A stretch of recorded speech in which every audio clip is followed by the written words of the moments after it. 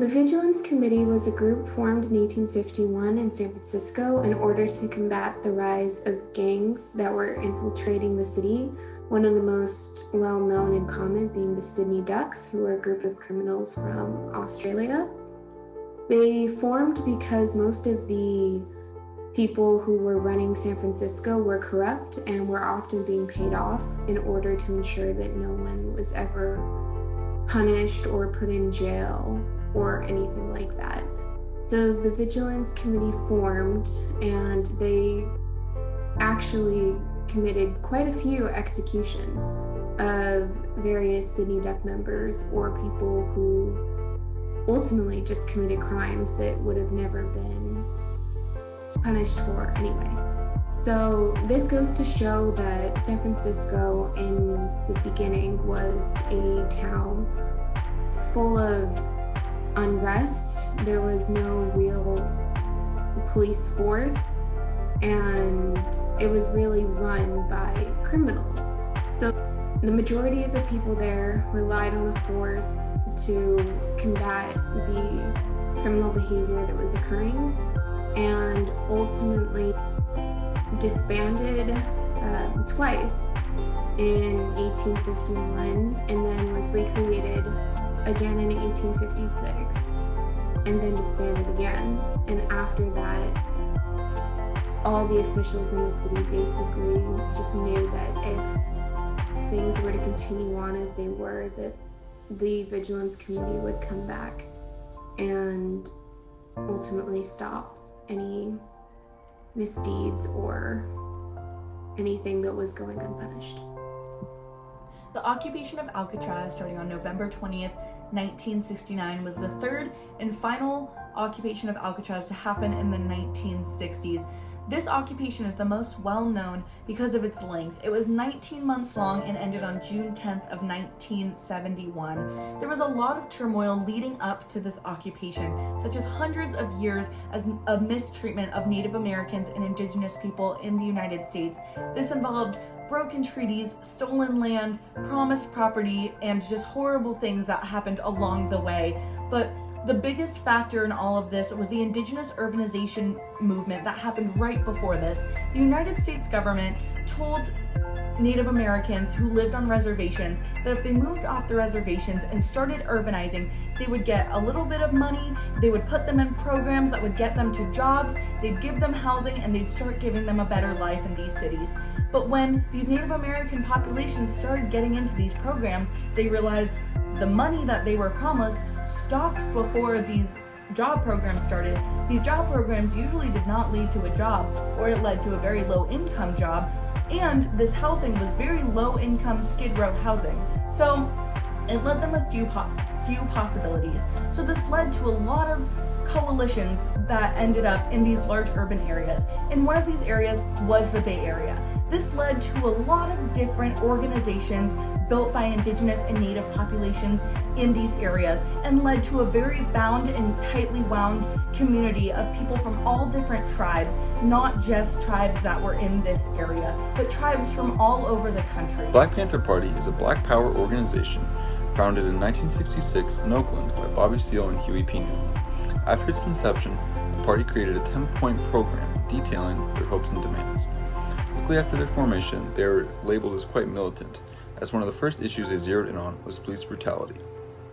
In order to combat this, they set up armed neighborhood watches and police patrols in order to make sure when the police did come through these communities, they did not harass or brutalize anyone. After the incarceration of Huey P. Newton in 1968, and a lot of internal strife in the party, mostly due to FBI informants, the party had to change platforms, and so they opted to do more community service work. Some of the programs they set up include free food. They had multiple free breakfast and free lunch programs. They also helped set up medical clinics in order to give their communities access to better health care, in order to combat medical racism at this time. They also set up a lot of educational programs in order to further educate and empower people of color in their communities.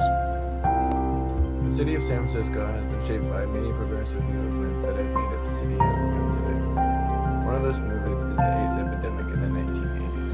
In the beginning of the 1980s, there was a disease that was found in metropolitan areas among gay men, immigrants, and injection users that was known as AIDS.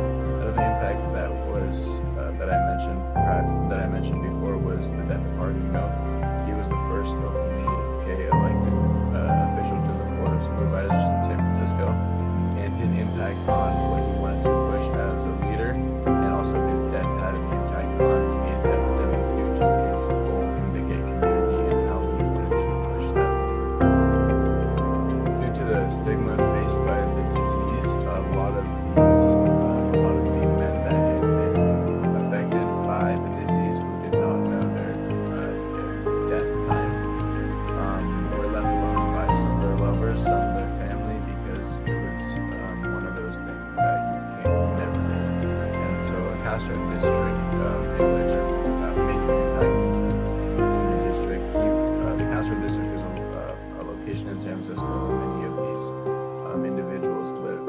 And so it's interesting to see the correlation between how 30 years, 40 years later, we still see people are stigmatized against this certain disease even after so much time has passed.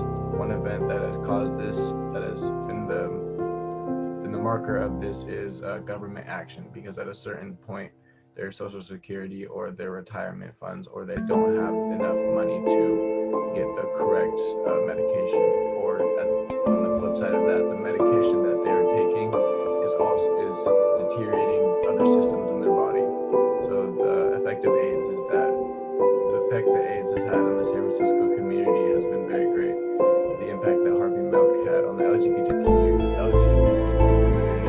and as well as what that led to the AIDS epidemic, the political aftermath, and the grassroots organization, the community organization that occurred after the time, really helped shape how the AIDS epidemic and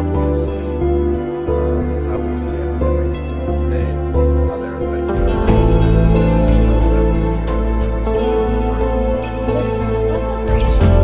Created to remedy the lack of representation of ethnic groups in the curriculum at UC Berkeley. From the climate of social unrest, specifically with the Chicano and the Black Panther movement, we can see that these had a substantial impact on the front and their path to achieve their intended goals. The Third World Liberation Front was initiated in 1968 and was formed by Native American, Chicano and Latino, Chinese, Filipino American, as well as the Black Student Union students. The Front's goals was for more ethnic studies and diversity to be integrated within their higher education at UC Berkeley, and as well made a list of demands pursuing these goals.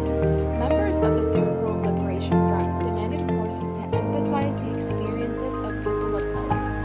Undoubtedly, as the strike took place, the members of the Third World Liberation Front were met with clouds of tear gas and violence as a response of the police department. After the 5-month-long strike, on March 20th, 1969, the strike came to an end after negotiations with the administration of UC Berkeley, which ended with UC Berkeley agreeing to accept virtually all non-white applicants for the fall of 1969 semester, and to establish a College of Ethnic Studies, which would be the first in the country to do so, with classes geared towards communities of color.